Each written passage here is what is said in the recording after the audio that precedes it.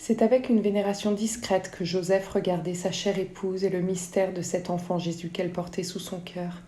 Il faisait son possible pour rendre à Marie la vie plus belle et plus facile. Il aurait désiré lui offrir de belles parures, de beaux vêtements, comme les riches en offrent à leurs épouses. Mais Joseph était pauvre, il n'avait pas le sou. Cela l'accablait par moments. Pourtant, Marie ne se plaignait jamais de ne rien avoir pour se parer. Depuis qu'ils étaient en chemin pour Bethléem, ils souffraient chaque jour de leur pauvreté. Parfois, ils n'avaient pas de quoi manger et ils restaient à avoir faim parce que personne ne leur donnait rien. D'autres fois, ils arrivaient près d'un village et à leur venue, les portes des maisons se fermaient. Il ne leur restait alors qu'à dormir dehors sous les étoiles.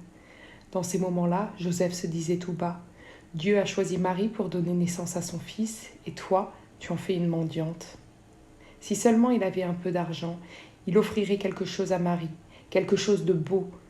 Que pourrait-il bien vendre ? Il ne possédait rien de superflu, à part peut-être son bâton de marche. Il l'avait coupé lui-même dans la forêt. Trouverait-il quelqu'un qui lui achèterait ?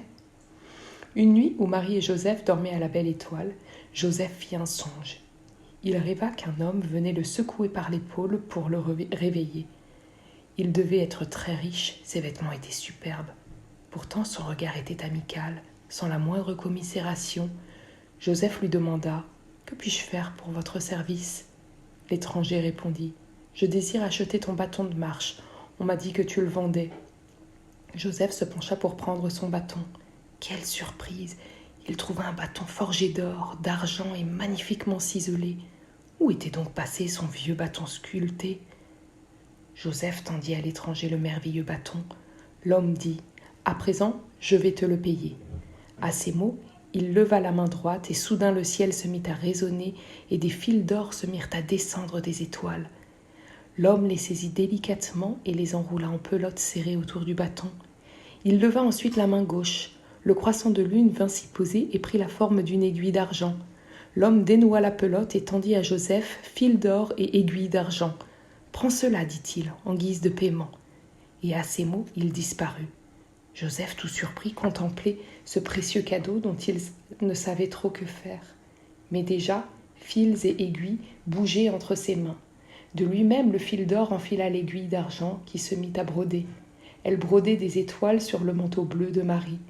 Lorsque le fil fut épuisé, les étoiles étincelaient sur le manteau comme elles étincellent au ciel durant la nuit. Alors, l'aiguille s'éleva de nouveau vers les étoiles et redevint croissant de lune. Quel merveilleux rêve !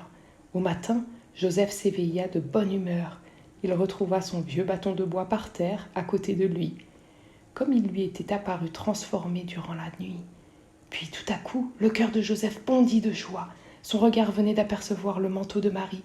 1000 étoiles brodées de fils d'or scintillaient sur le pauvre tissu.